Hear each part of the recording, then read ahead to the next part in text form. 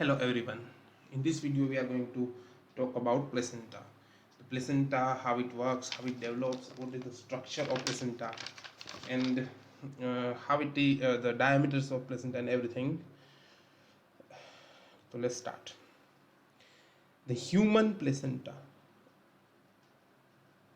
By definition it is called discoid, hemochorial,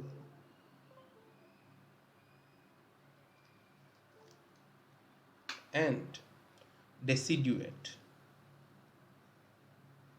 Now, how? Discoid means it is a disc-like shape.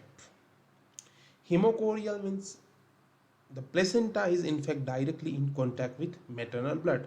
Whether placenta cannot, blood of fetus and mother cannot be mixed, but still the placenta is in contact with blood, so much of blood of mother. That's why we call it hemochorial. Decidual means placenta is made of two things. One is the fetal tissue and one is the mother tissue. So mother tissue is what? The endometrium, the decidua. The decidua of the uterus of the mother forms a part of placenta. That's why it is also called deciduate. Okay, this is some terms, nothing serious in that. Now, placenta develops from two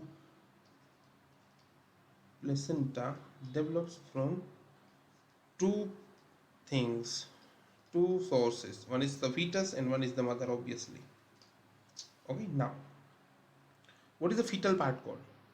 Fetal part is called chorion fundosum, and the mother part is the decidua basalis. Okay, so this is how it works. Now, placenta is made of lots of villis. The villus is actually a unit of placenta. Cotyledon is a unit of placenta, but one cotyledon has one villus, so it makes a unit of placenta. Now, how the villi structure is there? Three type of villus is there. One is primary villus, secondary villus, and tertiary villus. Now, what are the primary villus? See, villus are the structure, finger-like structure. Villus are the finger-like structure. Let's I should make it like that. One second. This is something called, yes, is a like finger-like structure.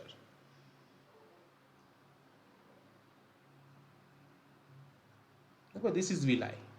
I'm talking about this. All this is villi. This is all finger-like structures. Is all villi. Now, maternal blood is here. Maternal blood is here. And from where the maternal blood comes? Maternal blood vessels. Okay, these are the blood vessels, which blood is there in the space. This is two villi, one villi, second villi, and this is the space between two villi is called intervillus space. Intervillus space. Now, this makes actually the primary villi. This tissue, what I am showed in the coffee color, is made of fetus, and this tissue is made of maternal. The maternal blood is there. Now, secondary villi is like that. This is again the fetus tissue, but now the fetus tissue is not alone. There is some development, and there is a development of cytotrophoblast and syncytotrophoblast. What is a cytotrophoblast? Is this. These are the cells that lines the villi. It makes the cytotrophoblast. Sorry for my horrible drawing. I am very sorry. Please forgive me. So, cytotrophoblast. The cell makes the cytotrophoblast, and another cells that makes above the cytotrophoblast is syncytotrophoblast. Now you can see syncytotrophoblast. It's actually taking cover of the fetus tissue. Now cytotrophoblast and syncytotrophoblast makes the cover of the tissue, fetal tissue. This is again the same blood vessel of mother, and so much of blood here in the intervillous space. The development of cytotrophoblast and syncytotrophoblast makes the villus secondary villus. Now, I am talking about tertiary villus. Tertiary villus will be when there will be development of fetal mesoderm. This is what the fetal mesoderm is being shown here.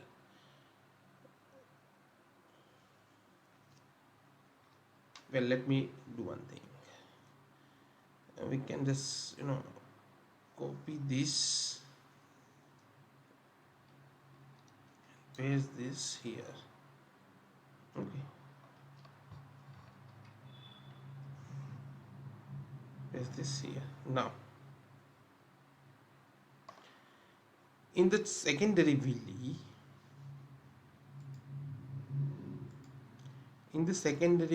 whenever there is a development of fetus tissue, that is fetal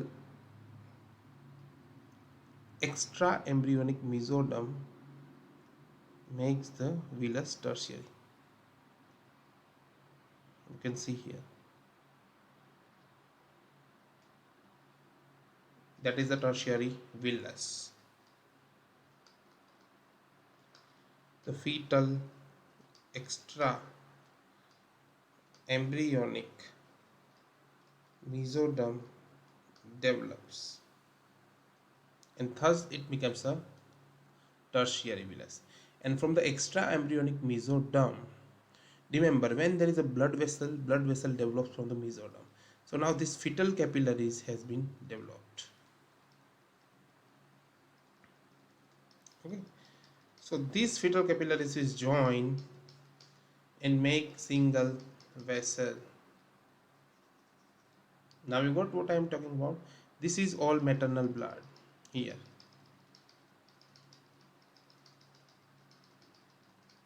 And this side are fetal capillaries. Now in between the maternal blood and fetal blood, there is a barrier of these layers. So much of layers makes a barrier, and that is called placental barrier. So now what is placental barrier? How it is made of? Number one, starting from the mother side, syncytotrophoblast. Then comes what? Cytotrophoblast. Now the third, what comes? Extra embryonic mesoderm. Then the fourth one, last one, is endothelium of fetal capillaries. So if some product, or if anything has to cross over from mother to fetus, they have to pass these kind of four layers. First is in cytotrophoblast, then comes cytotrophoblast, then comes extraembryonic mesoderm, then comes endothelial cell of fetal capillaries. All these cell actually makes the placental barrier, which we are talking about. Now we'll see the anatomy of placenta at term.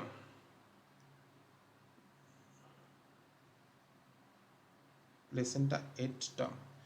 Where I have seen the photos before, this is what the placenta is at term. Now this is placenta at term. We'll talk about. See, it is a circular disc, so it is a circular disc. Second thing, what is the weight of placenta? 500 grams is usual weight of the placenta, 1/6 of the fetus. Here we are considering fetus of 3 kg on an average. Okay, now, so the ratio is 1/6. Now it covers the 30% part of endometrial cavity. It has two surfaces, fetal surface and maternal surface. The surface, you see the cord is attached, this one. So this is the fetal surface, and the behind the fetal surface here you can see is the maternal surface. Fetal surface is shiny, maternal surface is not shiny, it is dull, rough. I think we should make a different column here. Fetal surface, maternal surface.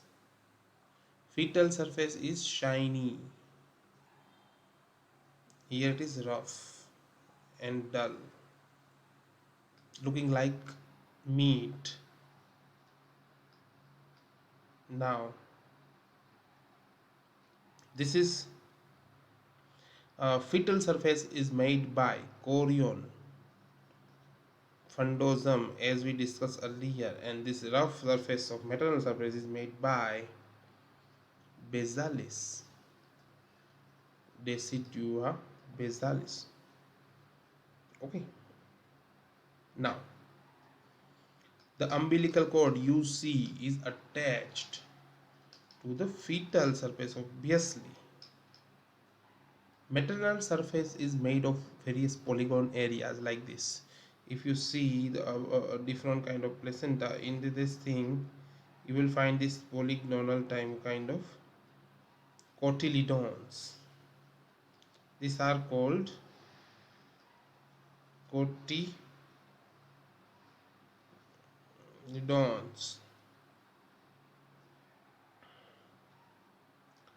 This cotyledon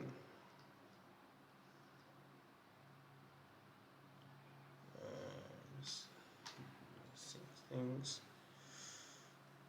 cotyledon is made of a single villi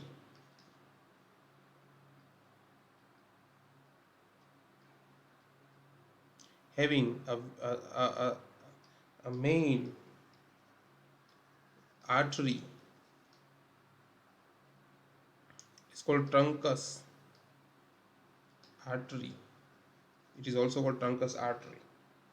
Okay, now when there is a separation of placenta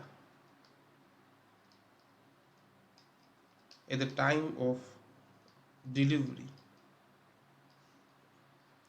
the layer which divides and the layer from which the placenta gets out is decidua spongiosum.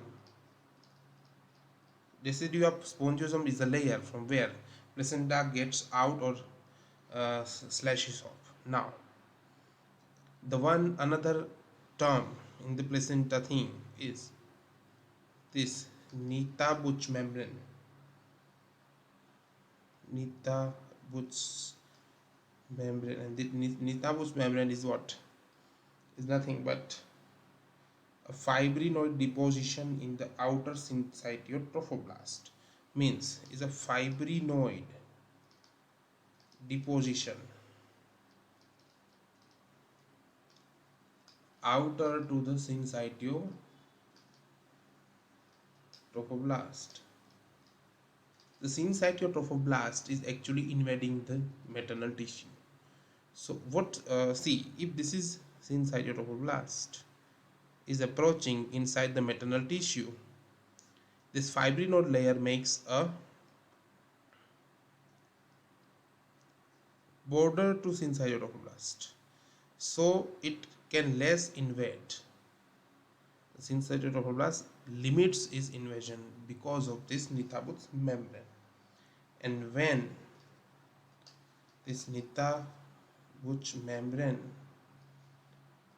loses is there, you will find invasive placentation,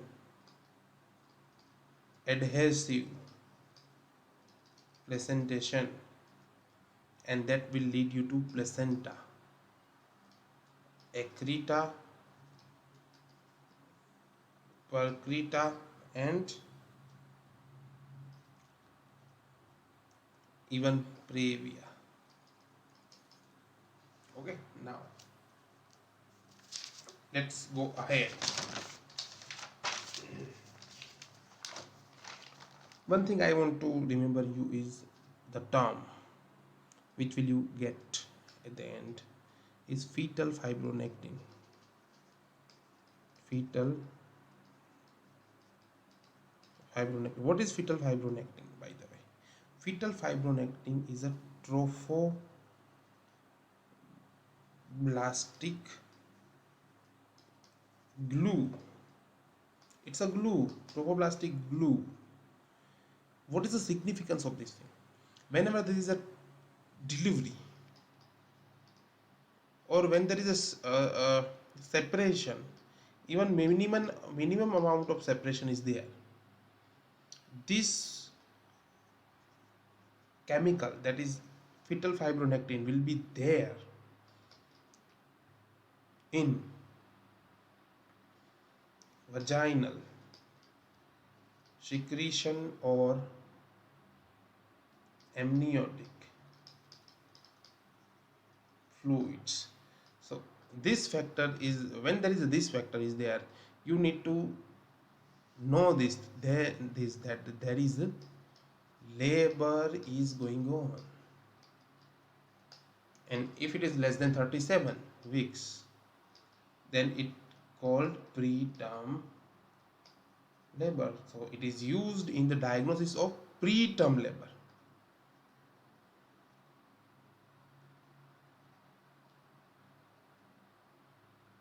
Okay, now we'll go for placental circulation.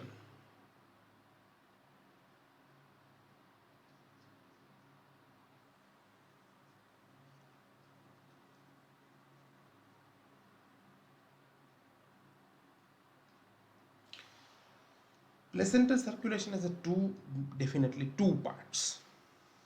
The one is, see, placenta is between the fetus and mother. So placenta is a joint of two different circulations. The first is feto-placental circulation, and the other is utero-placental circulation.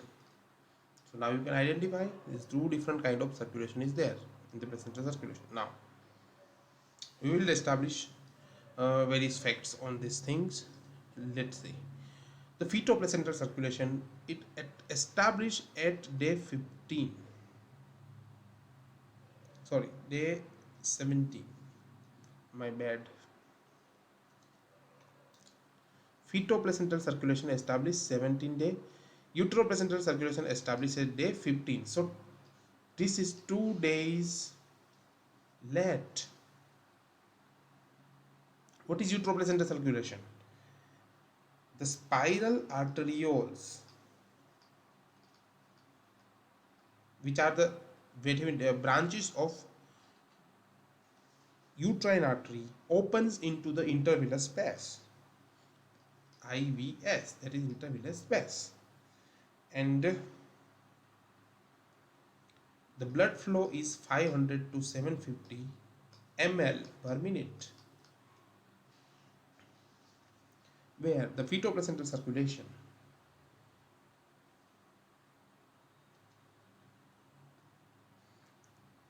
the chorionic truncal arterioles open into the fetoplacental circulation, in which they don't open actually. They go to branch and branch and branch, and again at the end they divide. They become capillaries, the fetal capillaries. So fetoplacental circulation, in which fetoplacental circulation, the blood doesn't come out from the blood vessel. You need to know this thing. Where in maternal circulation, uteroplacental circulation, the fetus actually comes out. The blood actually comes out. Now, when we talk about fetal circulation, we need to know this thing about umbilical vein and umbilical artery. Umbilical vein carries the oxygenated blood. You need to know this thing. Umbilical vein carries the oxygenated blood actually.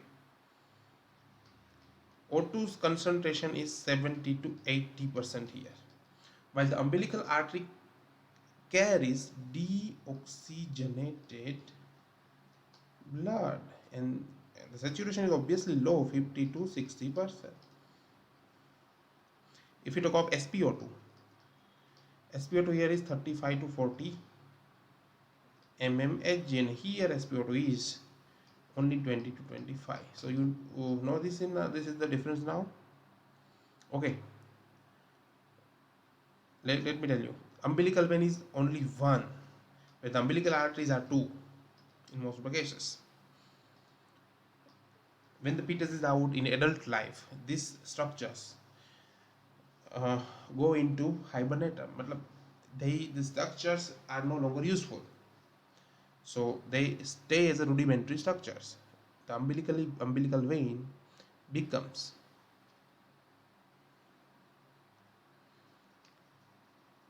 ligamentum teres, and this vessel becomes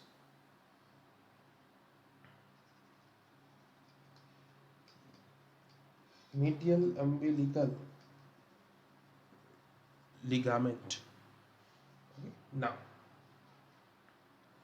this makes the video of placenta. Now I will discuss about the function of placenta in very short.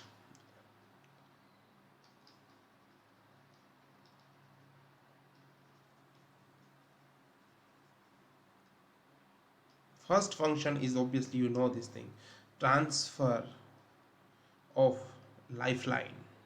Lifeline structures mean gases, oxygen, carbon dioxide, waste products, urea, creatinine, everything, nutrients, glucose, amino acids, fatty acids, everything is getting transferred from mother to the fetus by placenta. Let me talk about glucose more. Glucose is actually the main fuel of fetus, and the glucose transfers from the placenta with help of facilitations, transfer, diffusion, and the receptors are GLUT1, GLUT3. These both transporters act actually as the glucose transporter in placenta.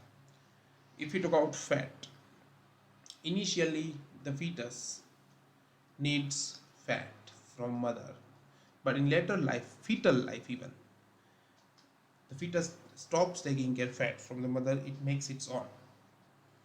Now, immunological functions are there of placenta because it stops many bacteria entering into the fetus. So fetus is actually one of the very sterile environment. amniotic fluid is a very sterile environment. It secretes various hormones, and which is a very important thing. We will discuss in a separate video, placental hormones.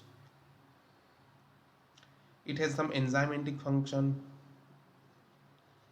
It makes some different kind of enzymes which only seen in placenta. So all in all, placenta is over. Thank you.